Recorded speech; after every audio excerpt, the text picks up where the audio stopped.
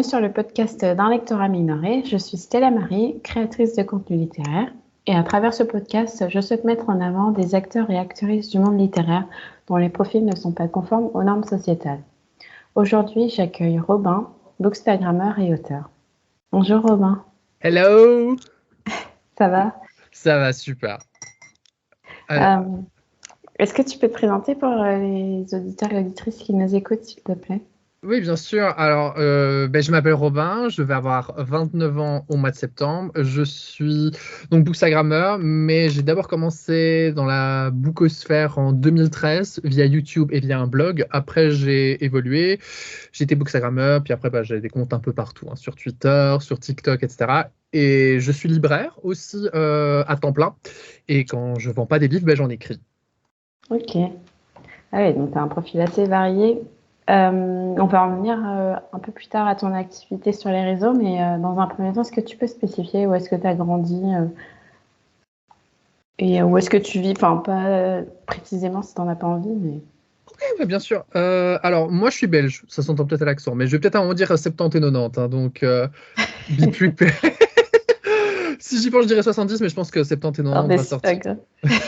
Voilà, donc moi, je suis en Belgique, du côté de Charleroi, donc la partie francophone du pays. Donc la Belgique, au nord, c'est la partie flamande, néerlandophone, puis Bruxelles en plein milieu, qui est multiculturelle, mais majoritairement francophone. La Wallonie dans le sud, donc partie francophone.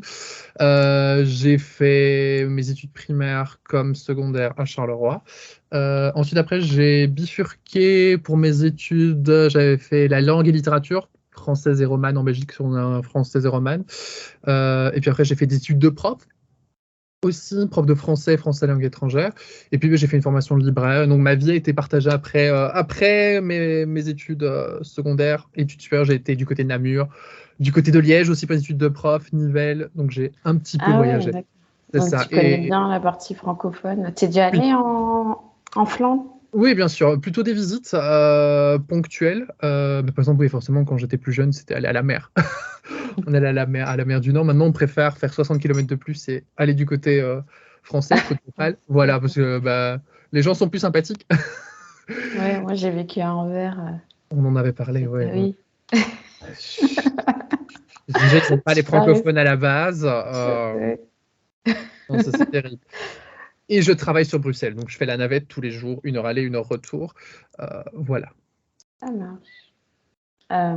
Et ouais, est-ce que tu envisages plus tard de vivre ailleurs ou de quitter le pays ou non? Grande question. Là, c'est en mode j'ai eu mon CDI, donc là, c'est en mode. Ah oui, Maintenant, on va peut-être faire changer, déménager, hein, parce que je vis toujours chez mes parents, et donc de se dire, mais je déménage où? Du côté de Bruxelles, mais je sais pas, je déteste Bruxelles. J'aime pas Bruxelles, vraiment. Je sais pas si c'est parce que j'ai associé au travail, mais c'est une ville dans laquelle je me sens pas du tout. Et puis après, si je pars de la Belgique, alors moi j'ai une fascination pour l'Irlande. Depuis que j'ai fait un voyage genre à l'Irlande, genre Dublin, genre ça a été révélation de ma vie. Donc ouais, plutôt là-bas, où je resterai dans ma bonne vieille Belgique. Écoute, tant que tu t'y sens bien. Exactement. On va en venir à ta partie sur ton activité sur les réseaux sociaux. Est-ce que tu peux spécifier sur quelle plateforme tu as commencé à parler des livres et pourquoi? Alors moi, j'ai d'abord commencé à parler via YouTube. Donc ma première vidéo, c'était fin août 2013, quelque chose comme ça. Et parce qu'en fait, je voyais beaucoup de vidéos Booktube. Donc c'était la grande époque, hein. Booktube, ça a plutôt genre le pic, c'était genre 2011, 2014, 2015. C'était vraiment la peak era pour Booktube. Donc moi, j'avais suivi des anglophones. C'était on les connaît tous, hein, Jessie the Reader, Paula Banana, machin. Et puis du côté francophone, c'était Fairy Neverland. J'étais extrêmement fan de Justine. Il y avait aussi Jess Lee Fradick, ce genre de personnes. Et moi, j'ai toujours bien aimé parler. Mais c'est vrai qu'il y avait le côté blog. J'ai lu énormément de blogs quand j'étais plus jeune, ce genre de choses. Donc j'ai fait un peu les dents parler, mais vraiment YouTube, c'était mon dada. Genre j'allumais ma webcam d'ordi et je parlais comme ça au début, sans montage ni rien. Et ça a pris très très vite. J'étais assez vite pris sous l'aile de gros booktubers et booktubers de l'époque. D'accord. Je sais pas. Tu faisais ta chaîne en anglais ou en français? En français. En anglais, je me sentais pas. J'ai commencé à lire en anglais 2009, je relisais les Twilight, mais j'avais quand même un petit peu de difficulté. Alors parler en anglais, c'est seulement maintenant que ça va. Mais après, je sais pas. Est-ce que ça a pris parce que j'étais belge et il y avait un côté un petit peu exotique d'entendre l'accent belge? Est-ce que c'était le fait que je parlais genre en mode, j'avais pas de script, j'y allais en mode franco? Je sais pas, mais ça a pris. Et après, bon, j'ai eu un rythme très irrégulier. Bah, tu sais, faire tes études, faire une chaîne en parallèle, à un moment, tu te dis, je vais quand même faire un petit peu de montage quand même. Et puis, t'as pas le temps. T'as tellement de casquettes que t'as pas trop le temps. Mais le vecteur oral est un vecteur qui me plaît vraiment beaucoup. Ça marche. Et du coup, par quoi tu l'utilises? Enfin, sous quel moyen tu peux parler de livres, en fait, de manière orale, du coup, vu que tu as plus ta chaîne? Ma chaîne, genre, il y a quelques vidéos qui restent encore dessus, dont notamment mon interview avec Willy Schwab, ça, genre, grande fierté de ma vie. Ça restera. Ça restera dans les annales. Mais sinon, maintenant, en story Instagram, si je peux parler en story Instagram, je le fais. TikTok, j'aime beaucoup. Alors, je sais pas, je parle de tout et de rien sur mon TikTok, hein, littéralement. Je parle autant de Taylor Swift que d'autres choses. Mais c'est vrai que TikTok, c'est pas mal. Pour parler de ça, ça favorise les vecteurs relativement courts, donc soit 15 secondes, 60 secondes ou 3 minutes. J'aime bien le format. Je ne suis pas toujours fan de la communauté qui est sur TikTok, mais voilà, c'est une communauté en pleine expansion et il y a des choses très intéressantes. Ça marche. Ouais, tu es depuis quand? TikTok, j'étais un peu en sous-marin, j'ai commencé il y a 2021. Donc, je regardais un petit peu ce qui se passait du côté anglophone. Puis, je me suis beaucoup investi chez les Swifties parce que j'étais en mode, oh purée, enfin une communauté où on peut parler de Taylor Swift. Très, très librement. Parce qu'en moi, j'ai tout connu, hein, Taylor. Quand j'ai commencé en 2010, c'était genre sur Tumblr, Skyblog et compagnie. Puis, là, voilà. Et puis après, les gens ont commencé à me retrouver. Parce que moi, j'étais en mode en sous-marin. Puis, des gens ont commencé à retaper mon username d'Instagram en un PDF sur TikTok. Et c'était, mais c'est toi? Bah oui. Et donc voilà. Ok. Et sur quelle plateforme tu te sens le plus à l'aise pour parler de livres? Parce que je sais que tu es sur Insta, sur TikTok, mais... Twitter. Mais en fait, oui, Twitter, c'est vrai. Ça dépend complètement de la façon dont j'ai envie de fonctionner. YouTube, c'est parce que maintenant, c'est devenu très, très chronophage, YouTube. En plus, avec l'algorithme qui est chaotique. Mais en vrai, Instagram, autant j'en pouvais de moins en moins, autant maintenant, je trouve qu'il y a une nouvelle... En fait, je pense que maintenant, les utilisations sont beaucoup plus adaptées à Instagram maintenant, et je trouve Instagram de plus en plus intéressant, notamment pour le concept des slides. Ah ouais, tu vois, les posts par slide. Moi, je fais que ça. Mais en fait, je trouve le concept génial parce qu'en fait, ça fait un très bon palliatif. Ça fait une bonne jonction entre le blog et le réseau social, tu vois. Genre, moi, je suis très fan des blogs. Après, les blogs sont vraiment tombants désuétudes, mais là, faire un truc par slide, ça me rappelle le côté des blogs. Et puis, il y a le côté, tu peux faire ça sur ton téléphone tranquillement, entre deux trucs. Tu dis, ah tiens, je vais sauvegarder le truc pour plus tard. Il y a des gens qui font des slides super jolies et très attirantes. Donc, ouais, Instagram devient de plus en plus intéressant. Papoter en story, j'aime beaucoup. Autant parler de ma vie que de parler de lecture. Donc, voilà. Et Twitter reste parce que je suis un rageux. Donc Twitter, j'aime bien faire un thread ou faire un petit tweet un petit peu bien cadré. J'aime bien. Et ouais, mais moi je trouve Instagram, pourtant au départ j'étais en mode Instagram, c'est ce que je préférais le moins. Mais maintenant Instagram devient de plus en plus intéressant parce qu'on se détache du côté très, très apparence esthétique. Il y en a toujours, hein. Il y aura toujours des gens qui vont faire des photos absolument incroyables ou juste esthétiques. Mais on a de plus en plus accès à du contenu écrit et moi j'adore. Ouais, c'est vrai qu'il y a pas mal de gens qui font des posts recherche, recommandations. C'est hyper cool, genre, et sur ton post, tu peux mettre 50 photos et tu retrouves facilement le post ou ça part du contenu militant qui apparaît sur Bookstagram, alors que j'ai envie de dire, Bookstagram, du contenu militant, jusqu'à peut-être bien 3-4 ans, t'en avais pas, tu vois. Ouais, on n'avait pas. Et alors qu'avant, le militantisme se passait sur Twitter, en vrai. Ouais. Sur Twitter, un peu sur les blogs. Booktube, il y a des gens qui ont commencé à parler de ce genre de choses. Notamment, moi, j'ai une très bonne amie à moi, Ninon, les carnets d'Opaline, qui parle beaucoup de tout ce qui est féminisme. J'aime beaucoup ces vidéos, ouais. Ninon, je l'adore. En plus, je l'ai rencontrée plusieurs fois en vrai. C'est une personne, humainement parlant, elle est incroyable. Enfin, elle a l'air super bien. Et c'est une des premières qui a vraiment commencé à prendre des trucs, à dire attention, là, c'est toxique. Ouais, et c'est hyper intéressant. Au niveau niveau des romances. De ouf, elle fait vraiment un très très gros travail. Donc ça y avait, mais c'est vrai que maintenant Bookstagram, il y a beaucoup de comptes de gens militants qui se lancent dedans et ça fait du bien, quoi. Ça conscientise un peu les gens. Avant c'était juste fallait la photo ultra esthétique, patati patatarte. Ah non, parle pas de ça. Maintenant ça change. Ouais. Après, je sais pas, j'ai un peu l'impression qu'en ce moment, il y a beaucoup de gens qui se retirent un peu de cette étiquette-là. Soit en postant autre chose, soit en quittant complètement la plateforme. Tout à fait. Mais ça, c'est un peu la vie et la mort de un peu tout, tu vois. Genre, tous les réseaux, genre, c'est cyclique. Hein. T'as des gens qui ont complètement bifurqué, qui ont complètement arrêté, ou il y a des gens qui, un peu comme moi, qui tâtonnent un peu, ou qui à un moment disent oh, si j'ai envie de parler de ça, je parle de ça. Si j'ai envie de parler d'autres trucs, je parle d'autre chose. C'est vrai. Et du coup, est-ce que tu as fait des rencontres du coup, tu m'as parlé de Ninon, des rencontres au sein de la communauté littéraire. Et pour quels événements? Alors, moi, la première fois que je suis allé... Bon, évidemment, il y a la foire du livre de Bruxelles. Donc, il y a d'abord, j'ai pu rencontrer un peu des gens de la bookosphère belge, parce que nous existons. Nous existons et on est beaucoup plus nombreux qu'on pourrait le penser. Et puis après, première fois que je suis allé en événement où j'ai rencontré en plus des francophones de France, donc quand même pas mal de gens, c'était mon premier Montreuil, c'était en 2015. Ah oui, ok. Ouais, et là, c'était un peu ouf. Hein, genre, tu rencontres des gens avec qui tu parles sur Internet depuis des années. Moi, je te dis, je me lançais en 2013. Il y a des gens, ça faisait 2 ans que je leur parlais, tu vois, sur Internet. Et là, on se voit et c'est genre en mode, on s'est toujours connus. C'est trop bien, c'est super bien.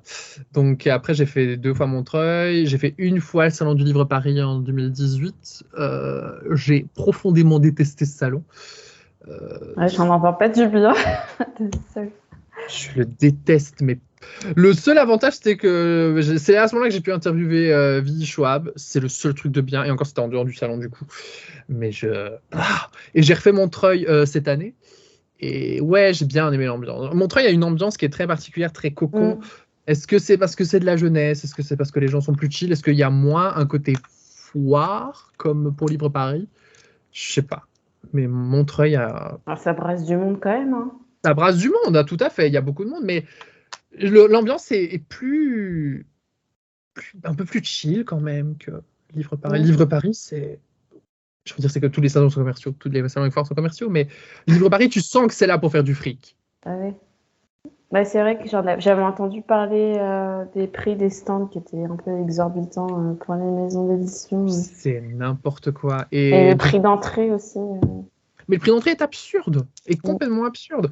Que nous, en Belgique, le gros événement littéraire en Belgique, c'est la foire du livre de Bruxelles, qui est gratuite.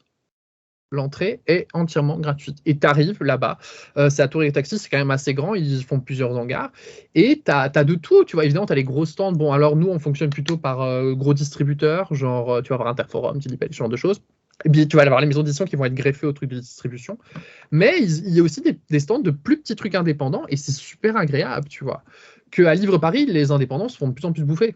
C'est des trucs, limite, c'est une Fnac géante, en fait. Pour moi, Livre Paris, moi, c'est une Fnac géante. Alors que justement, l'avantage des foires, comme Montreuil aussi, c'est que tu vas avoir des plus petites maisons d'édition, plus confidentielles, et tu trouves des pépites. C'est ça que j'aime bien. Ouais, tu as peut-être plus de chances de trouver un livre dont tu n'as jamais entendu parler. Mais c'est ça, des livres qui sont peut-être pas non plus forcément distribués en librairie ou par des plus petits trucs et que moi, je vois peut-être pas forcément passer non plus. Après, je suis dans une librairie qui essaie d'avoir une sélection un peu pointue, mais donc parfois, je suis sur certains stands et je suis là, oh, j'ai l'impression d'être au travail parce que genre, il y a plein de livres que je reconnais. Et parfois, ouais, des petits trucs plus petits ou des autrices indépendants. C'est comme ça que tu as aussi, genre, il y a un autre salon qui commence à prendre de plus en plus d'ampleur aussi, c'est le salon de Wallonie, je pense, qui se passe à Mons. Ah ouais, j'en ai entendu parler.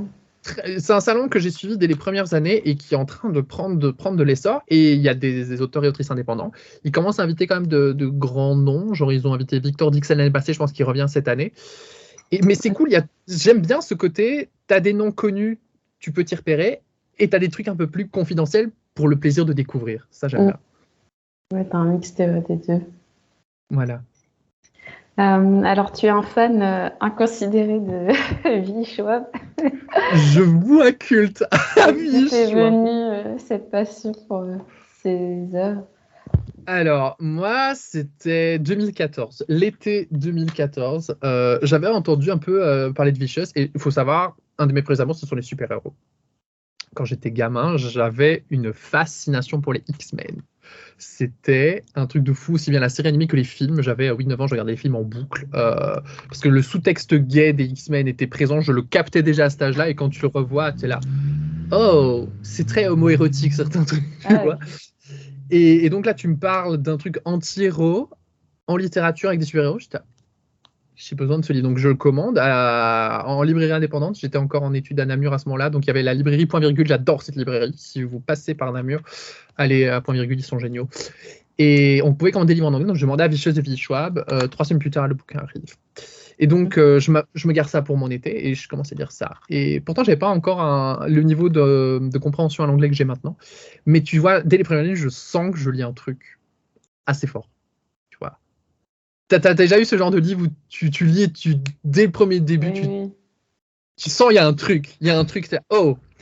Et je pense qu'en une semaine et demie, je l'ai lu et j'étais happé par Vicious. J'étais obsédé par Vicious. C'était pas possible. Et j'étais à waouh, qu'est-ce que je viens de lire? Qu'est-ce que je viens de lire? Quel est ce truc? Et donc, dès le début sur les réseaux, j'étais en mode, les gars, meilleure lecture de l'année. Je pense même une de mes meilleures lectures de toute ma vie. Genre, une claque. Une claque comme j'en avais jamais eu. Et donc, je fais la pub pendant un an. Puis arrive 2015, et là, j'étais en mode, non, il faut publier, etc. C'est super bien. Je le relis. Pour que je relise un livre en anglais, il fallait y aller quand même à l'époque. Et je le lis, ouais, j'ai encore plus compris, c'est trop bien. À ce moment-là, il y a A Darker Shade of Magic qui sort en anglais. J'étais obligé, je l'achète. Coup de cœur de l'année pour Darker Shade of Magic, un peu moins que Vicious parce que Vicious, vraiment incroyable. Et je me suis à mon premier Montreuil, donc j'arrive, je vais au stand de toutes les maisons d'édition qui sont présentes. Et je dis, vous n'avez pas envie de publier Vicious? C'est super bien, hein. Et puis, entre-temps, je lis The Archive, The Unbound, etc. Mais je te promets, chaque fois que j'allais à un salon, j'allais. Vous n'avez pas envie de publier V. Schwab? Alors, moi, j'ai un éditeur quand même qui me balance. Alors, moi, j'ai lu, j'ai pas trouvé ça terrible. Alors, c'était à mourir de rire, surtout quand tu vois le succès qu'elle a en francophonie maintenant. Ouais, il a regretté. J'espère qu'il a le seum. Ah, c'était un truc de fou, je te promets, tous les salons. Et puis, ouais, et ça a commencé. Puis à un moment, je commençais un peu à la taguer sur les réseaux. Elle savait plus ou moins qui j'étais. Puis à un moment, janvier 2017, je vois mes notifications qui boum boum. Je dis, attends, il se passe quoi? Je vois mes notifications Twitter. Et en fait, Victoria m'avait tagué en disant, Robin, est-ce que tu as vu la nouvelle? Et puis je dis, attends, quoi? Et après, je revois. En fait, Lumen avait acheté les droits pour Shades of Magic. Et puis je dis, oh putain, c'est la meilleure nouvelle de l'année. Et elle me dit, première chose à laquelle j'ai pensé, c'était à toi, en me disant, t'allais tellement être content. Ah, c'est mignon. C'était ouais, grosse fierté de ma vie. Et puis après, ben voilà, maintenant, Lumen me fait fort confiance en disant, bah attends, le plus grand fan de francophone de Victoria Shop, c'est toi. Parce que je me suis pas battu, mais à l'époque, on devait être une dizaine à l'avoir lu. Mais j'étais en mode, non, je veux qu'elle soit publiée. Et en vrai, c'est un truc, si vous avez envie qu'un livre soit publié, allez-y. Parce que moi, vraiment, j'avais des copains qui me soutenaient derrière, qui suivaient ce que je faisais, qui partageaient tout ce que je disais sur elle, qui étaient hypés, donc du coup, qui lisaient, qui en parlaient en disant, mais c'est quand même grâce à Robin. Et puis il y a ça. Et puis quand j'ai rencontré Victoria de nouveau en 2017, j'étais allé jusqu'à Londres pour aller la voir. Et là, elle me voit. Pendant la dédicace, elle se lève, elle me prend dans les bras. Alors, les meufs derrière moi, elles me regardent en mode. Ça. Et ouais, non, dès qu'on se voit à un salon, c'est tout de suite, on se prend dans les bras, super content. Lumen, en 2018, ils ont dit, on te réserve une interview avec Victoria. Après, il y a eu le Covid et tout, donc on ne s'est pas vu pendant un certain temps. Puis Victoria est venue en Belgique l'année passée, le jour de mon anniversaire. Donc c'est pour ça que je suis allé à Gand, donc il y avait dans un discussion et tout, puis après les dédicace, on se reconnaît, on se prend dans les bras. Puis je dis en plus c'est mon anniversaire, elle me dit attends. Et donc elle me met joyeux anniversaire en français, on se revoit après à montrer quelques mois plus tard. Donc ouais, si je dois revenir un truc de l'aventure Poukosphère, c'est ça. Et je lui voue littéralement un culte, hein, je les relis plusieurs fois, je collectionne les éditions. Pour moi c'est ouf, il y a quelque chose, je l'ouvre un bouquin de Victoria, même ceux que j'aime un peu moins, il y a un truc qui se passe, quoi. Je suis emporté, la plume est magnifique. Et ouais, et puis en tant que personne, je trouve que c'est c'est ça, mais en plus quand tu sais que c'est l'autrice est gentille, ouais. C'est un truc de fou, genre tu l'entends parler d'écriture. Même si t'écris pas, je pense que tu as envie d'écrire. Il y a la façon dont il y a le process, etc., la proximité avec les fans. Ouais, il y a l'humain qui joue derrière. Moi, c'est un truc de fou. Hein. Moi, parfois, j'achète des bouquins parce que je trouve les auteurs et autrices adorables. Après, parfois, je trouve le bouquin nul. Hein. Oui, ça peut. Ils sont adorables, ils sont tellement passionnés. Tu dis, j'ai quand même envie de l'acheter parce qu'il y a les gentils. Oui. Moi, j'ai pas encore eu de fangirlisme sur une autrice. Jamais.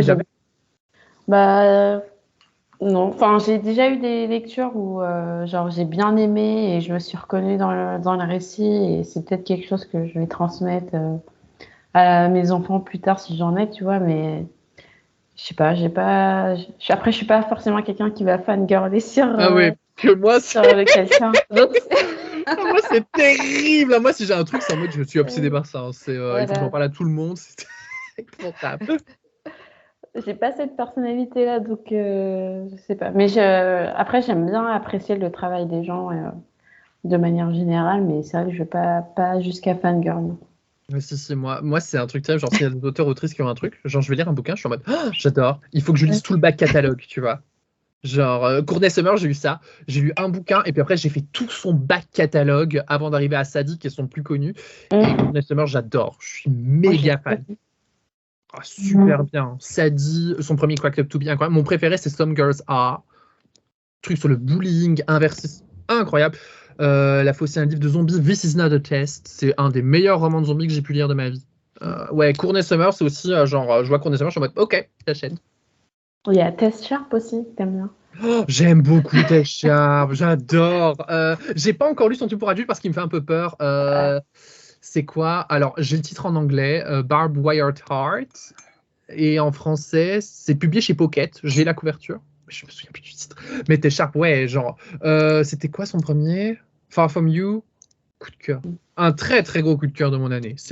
En plus, c'était la première fois que je lisais un livre sur une héroïne bisexuelle.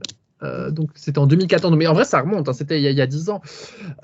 Mais à l'époque, c'était très rare quand tu avais ce genre de publié en français en plus. En français, mais... C'était vraiment bien. En plus, je trouve que c'est quelqu'un qui va vraiment fouiller très très. Mais ouais, c'est hyper deep. Enfin, du coup, moi, j'ai lu Si baiser manqué, une histoire d'amour. Ah oui, qui est radicalement différent. Oui. C'est la fois que tu dis une rom-com, tu dis t'es chat avec une rom-com. Parce qu'elle a fait aussi celui chez Nathan, qui est très bien. Ah ouais? The Girl I Was. Je sais plus c'est quoi le titre, mais je vois la couverture avec une fille avec un bob, tu vois, sur la couverture rouge. Et c'est en fait. Elle avait déjà publié chez Nathan, ouais. Et l'histoire était assez folle. C'était une fille qui est prise dans un braquage de banque. Et en fait, tu as une histoire en flashback. Et en fait, tu te rends compte qu'elle est peut-être aussi bien liée à ce braquage. Et la fille, elle n'a pas de limite. C'est ça que quand tu dis Si baiser manqué, tu es là. Waouh! Elle va dans des trucs ultra bien dark, bien deep. Et puis, tu as ça, rom-com, que j'ai adoré. Hein, mais c'est un peu perturbant. Ouais. Bah après, tu peux varier tes styles, je pense. Moi, j'adore des auteurs et autrices comme ça qui vont dans des trucs radicalement à chaque fois. Genre, tu sais pas à quoi t'attendre. Moi, j'adore. D'ailleurs, on va y venir à ton activité d'auteur. Ça fait une belle transition. Magnifique. Est-ce que tu as toujours aimé écrire? Aussi loin que je me souvienne, ça m'a toujours attiré, raconter des histoires, etc. Je suis enfant unique, donc j'avais pas forcément de copains avec qui jouer. J'avais certes des cousins et cousines, mais je les voyais une fois tous les lunes. Donc, t'es tout seul, tu t'ennuies. Donc, qu'est-ce que je faisais? J'étais en grande conversation avec mes peluches. Et je vivais des aventures incroyables. Un peu comme tous les enfants, mais quand t'es enfant unique, je trouve que c'est encore plus flagrant. Parce que t'es obligé de te créer un monde qui n'appartient qu'à toi, vu que quand t'arrives à des tables, t'es entouré que d'adultes. Avec des conversations d'adultes, et toi, t'es là, voilà. Et donc, je vivais des aventures incroyables. Donc, il y a déjà tout ce désir de raconter ça.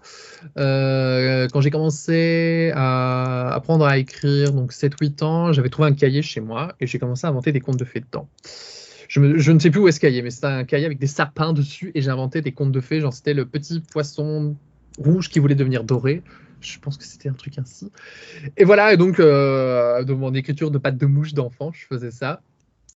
Et puis après, en grandissant, j'ai fait des fanfics. Un peu, j'ai commencé plusieurs trucs originaux quand j'étais adolescent.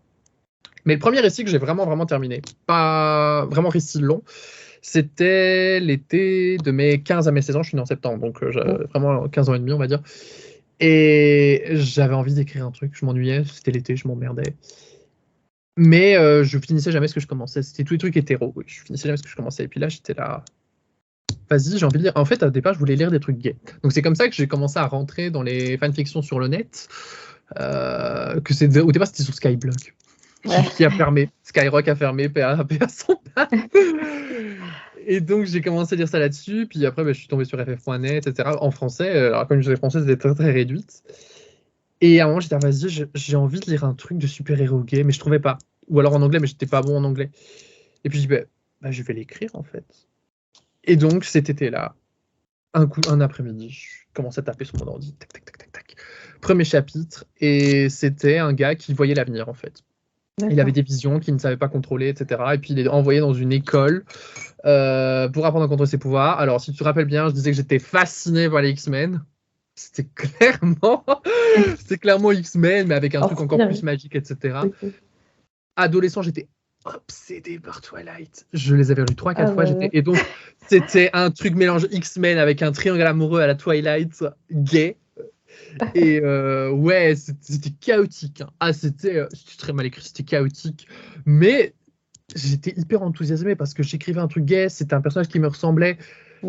C'était important pour moi. Et puis à un moment, je me dis, vas-y, j'ai quand même envie que les gens lisent, mais c'était gay, donc c'était un peu bizarre, je peux pas trop faire lire à mon entourage. Enfin, j'avais été outé, donc les gens me connaissaient. Okay. Et à un moment, je me dis, je te parlais de Skyrock, et à ce moment-là, je me dis, vas-y, je publie, on verra bien ce qui se passe. Donc, je publie le premier chapitre. Et après, j'ai eu mon petit succès là-dessus. Donc, je faisais c'était une trilogie. Donc, je fais un premier tome. Ça passe, je fais une pause de quelques mois. Puis, je sors un deuxième tome. Et puis, j'ai sorti un troisième tome. Donc, j'ai sorti toute une trilogie qui s'est améliorée de tome en tome et qui était publiée par chapitre sur Skyrock. Donc, un peu Wattpad avant l'heure. Hein. D'accord. Littéralement. C'était mes premières armes. C'était la trilogie. Ça s'appelait Vision. Et le premier tome, c'était Passion. Le deuxième tome, Déstabilisation. Et le troisième tome, Fusion. Tu vois, j'étais fasciné par Twilight. Donc, il y avait des trucs en sion. Comme pour Twilight, mais c'était le mélange Twilight, X-Men. Alors de temps en temps, je relis en me disant, waouh, c'était pas bien. Mais j'étais persuadé d'avoir un chef-d'œuvre entre les mains. Mais c'était cool parce que tu te heurtes aux avis des gens. J'avais de très bons avis, évidemment. Mais, je dis évidemment parce que les gens étaient très bienveillants sur Skyrock. Tu sais, c'était une communauté qui était très, très, très bienveillante. Après, évidemment, tu avais ton lot de état, mais j'avais beaucoup de retours de gens et des gens qui attendaient la suite, quoi. Et c'était très motivant. Puis après, c'est un truc que j'ai fait lire à ma prof de français. Alors, Madame Toby, si vous écoutez ça, franchement, merci d'avoir lu ce truc et d'avoir dit que c'était bien parce que, franchement. Elle t'a dit ça. Elle m'a dit que c'était vraiment bien. Elle avait vraiment kiffé. Elle avait lu le tome 2 et tout. Mais j'étais putain, Madame Toby, vraiment, si vous écoutez ça, je vous assure que ce que j'ai écrit après est mieux. Mais elle m'a encouragé. C'est super important d'avoir des profs qui t'encouragent comme ça dans tes aventures d'écriture. Et j'avais une très bonne relation avec mes profs. Donc, j'avais tellement confiance que je lui ai fait lire ça. Elle m'avait dit qu'elle avait bien aimé. Mais ouais, c'est cool d'avoir des profs qui encouragent comme ça. Donc voilà, j'ai commencé sur Skyrock. Et puis après, quand je suis arrivé à la fac, j'ai continué d'écrire. J'ai écrit une romance gay. Alors, c'était du new adulte qui était vachement toxique, mais qui était vachement plus longue. Autant les visions, c'était genre plutôt des novellas. En fait, c'était genre entre 40 000 et 50 000 mots, même si le nombre de mots augmentait. La romance adulte que j'ai écrite, Clair Obscur, est arrivée à 90 000 mots. C'était quand même un bon bouquin, quoi. T'as un truc à 400 pages. Et là, je publiais ça sur Fiction Press. Donc, tu avais fanfiction.net et puis tu as Fiction Press qui était plus pour les récits originaux. Parce que je suis très vite sorti de ma période fanfiction. Fanfiction, c'était quand j'étais plus jeune. Et donc, c'était le fameux univers à la mode, là. Donc, j'écrivais là-dedans et je mettais mes camarades de classe dedans. C'était rigolo. Je lisais ça à voix haute en classe. Ils aimaient bien. Mais la fanfiction, je suis très vite sorti parce que je sentais que j'avais ce besoin d'écrire des choses originales. Et puis après, j'ai toute une batterie, parfois des trucs que j'ai terminés, parfois des trucs que j'ai pas terminés, des trucs que j'ai terminés qui sont en attente de correction, ou parfois il y en a que j'ai terminés que je suis là, oh vas-y, il y a trop de corrections à faire, oh non, c'est pas bien au final. Mais rien ne se perd, tout se crée, tout se transforme. Il y a des éléments, par exemple, il y a des éléments de ma première trilogie parfois que j'ai été piqué pour mettre dans d'autres choses. C'est ça, tu vois, je ne sais plus qui a un jour dire ça, mais c'est en mode les auteurs et autrices écrivent toujours la même histoire, en fait, globalement. Il la remanie, il la change, ils explorent, mais en soi, on explore souvent les mêmes thématiques. Genre, quand tu es fan d'un auteur ou d'une autrice et que tu lis toute son œuvre, il y a des obsessions. On a nos obsessions et on les explore différemment. Genre, je te parlais de Courtney Summer. Courtney Summer, c'est une passion pour les filles qui sont brisées par la vie, en fait. Elle écrit jamais 2 fois la même chose, je trouve, mais tu sens les thématiques en filigrane. Ouais. Ok. Et ben, moi, j'ai mes obsessions. Il y a des obsessions que j'avais quand j'étais ado que j'ai encore en étant adulte, quoi. Littéralement. Le plus gros point commun, évidemment, c'est d'avoir des personnages gays. Ça, c'est... Depuis que j'ai commencé à écrire là-dedans, je ne suis plus jamais retourné dans un truc hétéro, sauf pour un travail scolaire. Là, c'était un travail en tant que prof, il fallait faire une nouvelle fantastique. Et là, j'ai pris un personnage qui était hétérosexuel, mais c'est le seul truc globalement. Après, je suis allé dans des choses qui étaient plus sympa à moi pour écrire aussi, tu vois. C'était plus simple pour moi pour le côté émotionnel de parler des choses que j'avais vécues que d'aller sur un truc où tu dois te mettre dans la... Après, évidemment, en tant qu'auteur, tu vas dans les peaux parfois d'autres gens. Mais c'était plus simple pour moi d'aller dans des expériences qui étaient plus proches de la mienne. Oui, on va en venir au projet que tu as présenté sur les réseaux.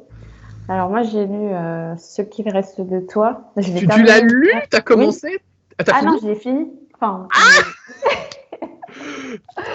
mais genre, Hugo, c'est moi. Genre, tu as écrit ma vie.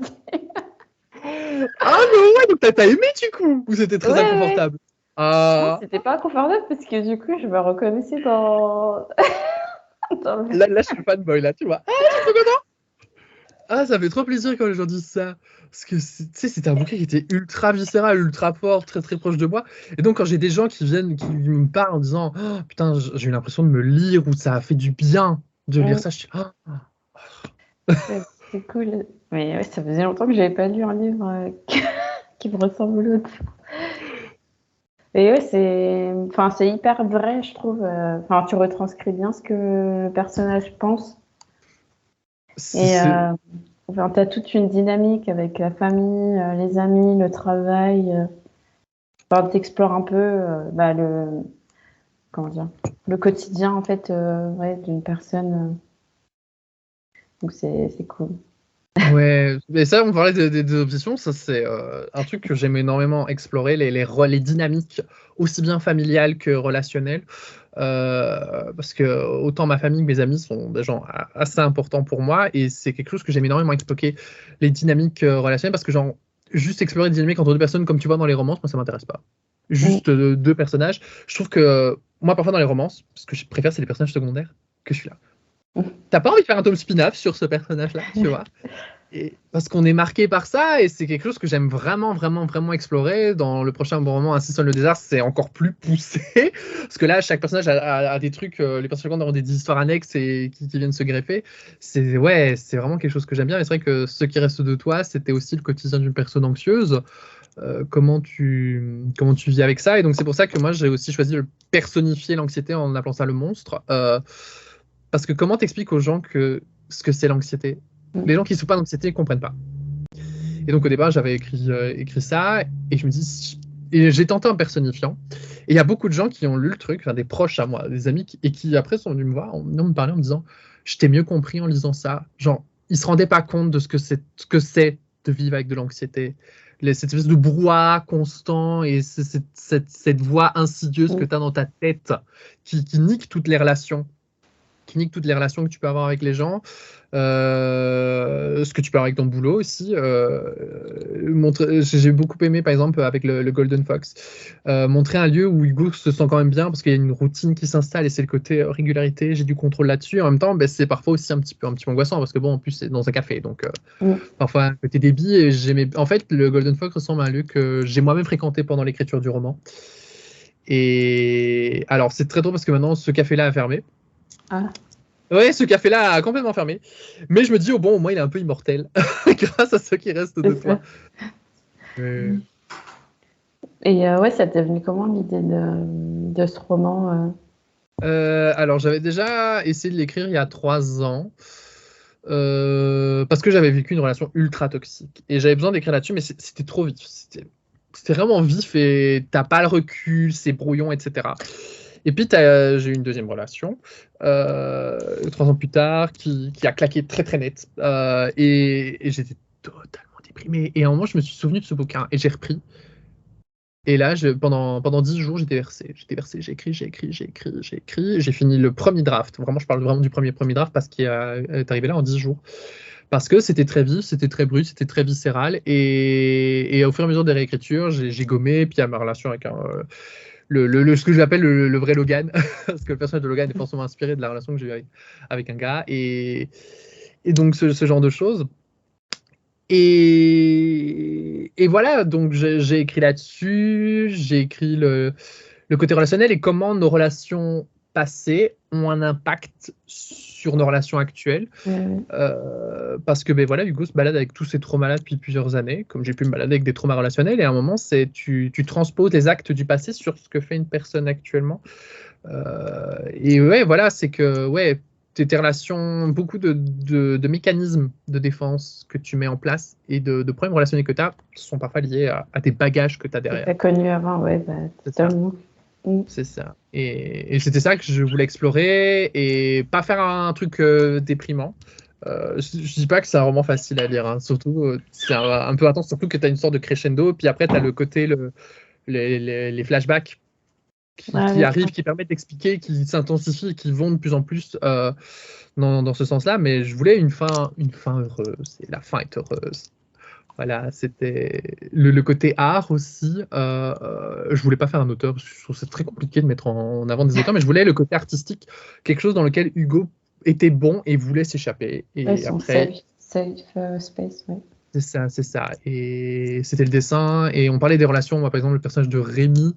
Son meilleur ami, ouais. Voilà, quand les gens finissaient le bouquin, genre, parfois il y a des trucs que t'écris. Et les gens, j'étais là quand ils venaient me voir, les gens venaient me parler de Rémi et de Ulysse. Ah oui. Ulysse est vraiment devenu un favori des gens. Genre, les gens arrivent sur ah purée, Ulysse, je l'aime trop. Genre, il est un peu sassy bitch. Et en même temps, c'est quelqu'un de très loyal aussi envers Logan, mais qui comprend aussi un peu que c'est n'importe quoi. Mais Rémi, c'est le rock. Mais Rémi, si tout le monde pouvait avoir un Rémi. C'est ce que tout le monde me dit. Mais purée, mais genre, tu veux pas en faire un dans la vraie vie. Mais voilà, moi, j'ai des Rémi dans ma vie.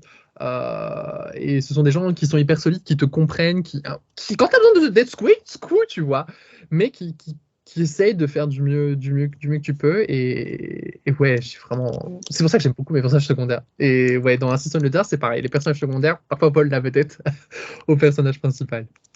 Ah non. Tu peux un peu se pitcher du coup Assassin's le désastre. C'est vrai que j'ai bizarrement pas trop pitché le désastre. Je reste un peu nébuleux. Il faudrait que je continue un peu ma promo parce que c'est chaotique. Mais donc Assassin's le désastre, c'est l'histoire de Samuel, beaucoup plus souvent apprécié en Sam, tout le monde l'appelle Sam quasiment. Samuel, c'est assez rare, qui est comptable et qui n'aime pas trop son métier parce que bon, comptable. Voilà, il n'aime pas trop ça, il vit dans une grosse boîte à Bruxelles, il déménage à Bruxelles, il déteste Bruxelles, vraiment, père caca, mais il aime bien Bruxelles pour le côté la vie nocturne, la vie queer, et il s'est fait un groupe d'amis queer, enfin plutôt très homosexuels, mais voilà. Un de ses amis fait du drag dans un lieu de Bruxelles, donc ça permet aussi d'aborder le côté drag. Un autre de ses amis dans l'associatif. Et donc voilà, c'est avec ce groupe d'amis, au moins il a cette vie-là, et depuis quelques mois, il a aussi une relation qui se passe très bien avec un très charmant professeur de dessin. Et donc le roman s'ouvre, il va chez ce fameux prof de dessin en mode on va refaire un petit date et tout. Et sauf que là, ça se passe un peu bizarrement, le gars est un peu distant et tout, et puis il dit en fait, je suis amoureux de quelqu'un d'autre, et là, Sam est un peu en mode what? Genre ça fait 5 mois qu'on se fréquente et t'aimes quelqu'un d'autre, hein, quoi? Et il essaie de garder la face en mode non mais je comprends, tu vois. Et en fait tout le bouquin ça va être aussi un peu faire le deuil des relations parce qu'il essaie toujours de garder la face en mode ouais non je suis un dur, c'était pas si long que ça, et en même temps tu sens qu'il y a l'amertume, il y a de l'amertume, hein. Il y a l'amertume qui est née chez lui, il y a le côté il se projetait aussi, et cette projection s'est un peu effondrée. Il va rencontrer un autre garçon qui est peut-être pas si bien que ça, ou peut-être que si, à côté un petit peu trouble. Et voilà, ça va être aussi un petit peu de retrouver sa place, de retrouver son éclat, parce que il fait peut-être le dur, mais intérieurement, il souffre un petit peu. Il se ment à lui-même, il ment aux autres, mais ouais, c'est un bouquin, c'est surtout retrouver son éclat. Alors c'est loin d'être aussi déprimant que Ce qui reste de toi. Il y a pas beaucoup de scènes vraiment très très tristes. C'est plutôt plutôt une sorte de récit de vie. Ça m'a permis d'aborder tout ce qui était les dynamiques relationnelles au sein des personnes homosexuelles. Alors, je ne suis pas un monolithe. Je ne prétends pas être le monolithe de toutes les expériences homosexuelles, mais ça parle aussi un petit peu de ce que c'est de date, de ce que c'est d'avoir une famille choisie, une famille de sang. Contrairement à ce qui reste de toi, la famille de sang de Sam est super cool. Il a une excellente relation avec sa famille, même si il y a eu un divorce en soi. Sa mère s'est remise avec une autre femme, donc il y a aussi le côté un peu. Moi, j'ai eu de la chance dans mon coming out parce que ma mère étant bisexuelle et s'est mise avec une autre femme, ben, ça aide. Il a une très bonne relation avec sa grand-mère italienne, donc ça m'a aussi permis d'aborder un peu mes racines italiennes aussi par rapport à ça. C'est parce que je sais pas pourquoi ça faisait un bout de temps que ma grand-mère, enfin ma nonna qui est décédée depuis plusieurs années, me manquait vraiment beaucoup et j'avais un peu envie d'explorer le côté racines italiennes, tu vois, un peu la bouffe italienne, tu sais, on parle de ce cliché des grandes réunions familiales italiennes où ça part partout, t'as plein de bruit, mais c'est pas un cliché. Je te promets, c'est pas un cliché. On se réunit, on fait beaucoup de bruit et tout, et ça me permettait d'aborder très légèrement ça.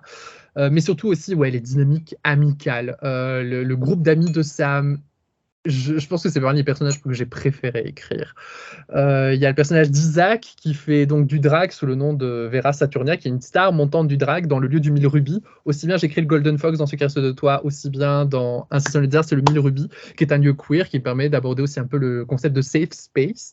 C'est ça, ouais, safe space. Et puis le côté, j'aime pas la grande ville, mais en même temps, c'est sécurisant quand même pour les personnes queer parce que tu rencontres beaucoup de gens qui sont comme toi. Tu as le côté vie de la nuit et puis tu as aussi un peu le côté associatif. Il y a le personnage de Hector. Un autre ami de Sam, c'est le personnage de David que j'adore. Si vous avez aimé Ulysse, vous allez vraiment kiffer David, qui lui est créateur. Enfin, il voudrait devenir styliste, mais il a aussi un day job, mais dans le bouquin, il a une petite panne d'inspiration, mais il va y avoir une très grosse soirée. Ça aussi, c'est important dans Ainsi sont les déserts, il y a une très très grosse soirée qui se prépare. Et là, David est en mode, vas-y, j'ai plein d'idées. Et il y a une des scènes que j'ai préféré écrire ever, de tout ce que j'ai écrit, une de mes scènes préférées, un chapitre carrément, qui est dans Ainsi sonne le désastre. J'en dis pas plus, mais c'est vraiment une des scènes que j'ai adoré écrire, parce que pour moi, c'est un point pivot du roman, et ça synthétise tout ce que j'ai voulu sur le fait de retrouver son éclat, de vivre sa vie, de s'aimer, de s'accepter. Ouais, j'ai tellement hâte que les gens lisent cette scène. Si quelqu'un me dit, j'ai pas aimé ce chapitre-là, je suis en mode, pardon, ça va être personnel. Tu n'as pas compris. Je te retrouve, voilà. Mais ouais, Ainsi sont les déserts, c'est plus fun. C'est quand même plus fun. Ça marche. Mais il y a des thématiques qui sont proches. Ça se passe toujours en Belgique, du coup. C'est quelque chose auquel je tiens étrangement beaucoup. Parce que, en soi, en littérature belge, on n'est pas beaucoup, quand tu regardes bien. Alors oui, bon, t'as Amélie Nothomb, mais elle est limite parisienne maintenant. Je savais même pas, tu vois. Si, Amélie Nothomb, elle est belge. Hein. Je pense qu'elle a un appartement à Paris et un appartement à Bruxelles. Elle est très sympathique d'ailleurs. Autant j'aime pas ses bouquins, autant humainement parlant, elle est extrêmement sympathique. Mais voilà, en Belgique, on est quand même une niche. Et je sais pas, moi j'aime bien la niche, genre auteur indépendant, belge, qui fait de la littérature gay, là, tu vois. On pousse, mais j'aime bien parler de la Belgique, en fait. Autant il y a des trucs à reprocher, hein, clairement. Mais j'aime bien parler de ça parce que ça aide pour les recherches, genre parfois, littéralement, autant pour ceux qui restent de toi que pour Ainsi sont les désastres, mais surtout ceux qui restent de toi, parce que ça parle de Charleroi. Je faisais les trajets que faisait Hugo entre son lieu de travail que je voyais, son appartement, je visualisais les choses. Et puis, c'est un petit fragment, parce qu'en soi, quand tu lis des auteurs et autrices francophones, tu as plusieurs écoles. Soit ils vont situer ça aux États-Unis, dans un bled paumé des États-Unis qui n'existe pas, ou dans une grande ville. Oui, tu t'identifies pas au lieu. Voilà. Où ça se passe en France, et ça, en vrai, j'aime bien aussi, un truc un peu francophone, mais ça va se passer à Paris. Et il y a d'autres villes, hein, ou alors ça va être un truc très régional, et en vrai, ça, j'aime bien. Genre, je suis fan de la Bretagne, et genre, les auteurs bretons adorent leur région. Genre, t'as les polars bretons et ce genre de choses, et moi, j'adore, je suis là, je reconnais l'île, etc. Donc, moi, j'aime bien le côté un petit peu, auteur belge et qui assume le côté belge, autant pour les belgicismes. Quand j'avais fait ma novella sur Noël, j'avais mis les traductions des belgicismes. Là, je suis en mode, vas-y, c'est bon. Hein. Maintenant, vous allez comprendre avec le contexte. D'accord. Et il est prévu pour quand Si tout se passe bien, le 3 novembre, si tout va bien, vraiment si tout va bien, étant indépendant, il y a toujours avoir des trucs qui arrivent, genre une correction, tout d'un coup tu te rends compte, ah mon Dieu, je peux pas lancer ça. Ou alors parfois une petite prise de retard, mais normalement j'ai bien dosé. 3 novembre, si tout va bien, la sortie papier et numérique. Si pas, ce sera un peu plus tard, mais j'adore ce bouquin. Ça fait un peu présomptueux, tu diras, j'adore mon livre, il est super bien, mais ouais, je suis vraiment fier, tu vois. Tu sais, en plus, quand tu fonctionnes en indépendant, tu travailles beaucoup en solo. Mais là, c'est un peu plus collectif. Genre, pour la couverture, j'ai fait appel à un de mes amis graphistes qui bosse sur la couverture. Ça a été beaucoup de discussions, de se dire, attends, qu'est-ce qu'on fait pas, puis il a pris un petit peu de retard. Mais voilà, je me suis octroyé. Enfin, je suis payé les services de mon ami graphiste. En plus, c'est super cool quand tu travailles avec des amis à toi. Payez vos amis, toujours important. Payez vos amis s'ils sont artistes, ils en ont besoin. Mais c'est hyper intéressant parce que du coup, j'ai pas la même relation avec mon ami que si j'avais fait appel à un professionnel. Là, je veux dire, s'il a du retard, c'est pas très grave au pire. Et en plus, on peut se voir plus facilement, on peut en discuter. Et au départ, j'étais parti sur un tout autre délire de couverture. Puis à un moment, quand je lui pitch le bouquin, il me dit, mais moi, je vois plutôt ça. Après, vois un peu. Et puis je réfléchis, je dis, ouais, vas-y, c'est bien. Parce qu'au départ, je voulais partir sur une couverture noire. Et puis, on en parle, il dit, je vois un truc plus coloré. Ouais, c'est ça. Je réfléchis, je dis, ah oui. Donc ouais, il y a ce côté-là. Bon, après, je travaille toujours avec le même bêta lecteur depuis des années qui m'aide à ce que mes bouquins ne soient pas complètement horribles. Donc, et ça te fait un peu penser à Tant qu'il le faudra, la manière dont tu pitches ton roman. Je sais pas. Je pense que c'est juste la manière, parce que c'est pas du tout un roman choral. D'accord. C'est absolument pas un roman choral. On suit toujours le même personnage de Samuel, mais pas du tout un roman choral. Et le côté associatif c'est vraiment les personnages secondaires. En fait, c'est un personnage de David qui sort avec. Il y a aussi l'histoire d'amour, forcément. Ça parle aussi de la pression qu'on peut avoir à se mettre en couple très vite, tu vois. Genre en plus que lui, il est queer et il voit tous ces couples queer qui sont autour de lui, il a le cœur brisé en mode. Guys. Mais donc voilà, le personnage de David sort avec Hector. Enfin, au départ, c'est un peu en mode les relations, en mode alors je sais pas si on est ensemble, mais peut-être que si, parce que tatati tatata. Et Hector est très fort dans l'associatif en fait. Donc ça me permet d'aborder un peu ça. Ça marche. Et ça, j'ai bien aimé. Mais non, c'est pas du tout un roman choral. Pas du tout. On suit Samuel. On est dans la tête de Samuel. Donc si on n'aime pas Samuel, bah, c'est compliqué. Tu vas devoir te taper pendant plus de 500 pages. Ah oui, 500 pages. C'est un gros roman. Ceux qui restent de toi faisaient 500 et des pages en papier. Ok. Un peu moins. En fait, je pense que le numérique. 368. Ouais, c'est ça. Mais en papier, ça faisait 500 pages. Et ouais, en System Desert, t'es plus chunky. Mais il y a beaucoup de choses. Et en plus, moi, j'ai tendance à avoir des premiers jets relativement short. Et puis après, quand je retravaille, je rajoute. Littéralement, mes premiers jets, c'est un moment, je suis là, oh vas-y. Je mets un truc entre crochets, insérer description. Tu vois, c'est insérer parce que je suis en mode non. En fait, moi, le premier geste, c'est j'ai mon fil rouge et je dois taper mon fil rouge. Je dois taper mon fil rouge le plus vite possible parce que pour moi, c'est plus facile de travailler sur un truc qui est déjà fait. Et puis après, c'est les corrections. C'est en mode je rajoute des chapitres, je module l'ordre de chapitres. Parfois, il y a des personnages qui disparaissent, réapparaissent. Genre, pour ceux qui restent de toi, Ulysse était juste mentionné dans le tout premier draft, était juste mentionné. Puis après, c'est les réécritures que je dis il faut quelque chose à ce niveau-là. Et puis après, j'ai commencé un peu à l'inclure. Et puis après, au fur et à mesure, j'ai commencé à inclure beaucoup de choses d'Ulysse. Et c'est pareil pour un System of Desert. Il y a des personnages qui ont été complètement delete.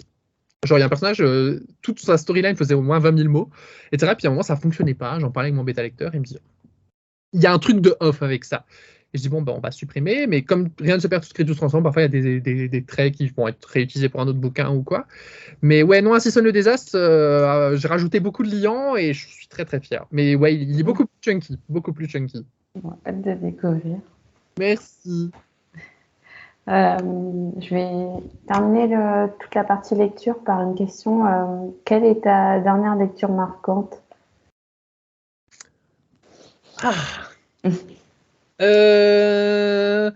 Alors moi, mon dernier immense, énorme, gigantesque coup de cœur, c'est Yellowface de R.F. Kuang. Ah ouais, ok.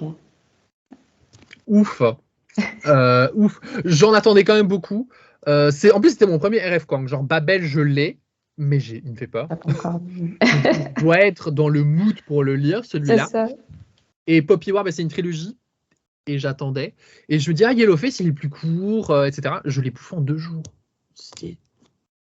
J'avais les yeux englués sur la page. C'était truc de malade. Donc Yellowface de R.F. Kuang, j'ai adoré. Et sinon, je vais faire de la promo pour un truc qui est sorti en français récemment, Tarot de K.D. Edwards. Ah oui, oui. Chez Bragelonne. Alors j'avais lu moi en VO, donc de Last Sun. Si vous aimez l'urban fantasy, foncez.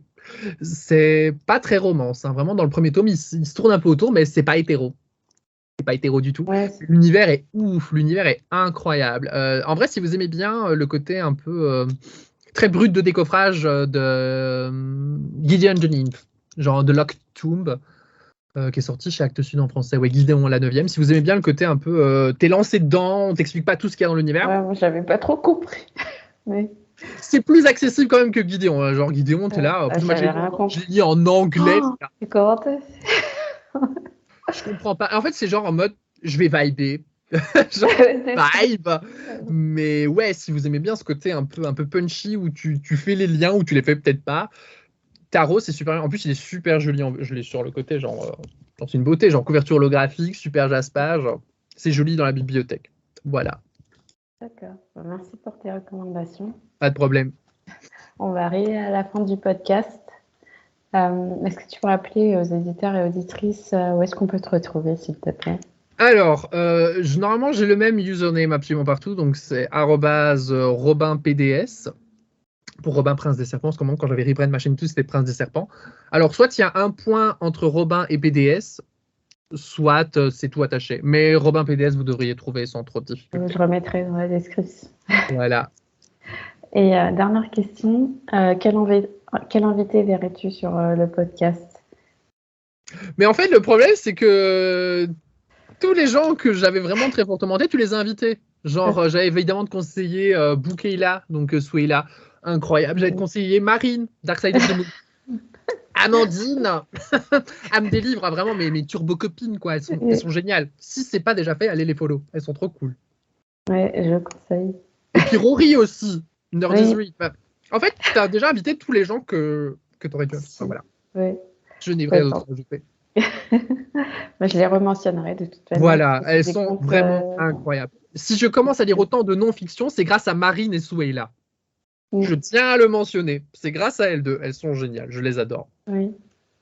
Gros bisous, si elle passe par là, je pense. Écoute, Romain, ça a été un plaisir de partager ce petit moment de discussion avec toi. Eh bien, c'était un plaisir vraiment partagé. Merci beaucoup de m'avoir invité. C'était très, très chouette. Super cool. En plus, tu as aimé mon livre. Je suis refait là. C'est bon, je suis refait pour ma semaine là.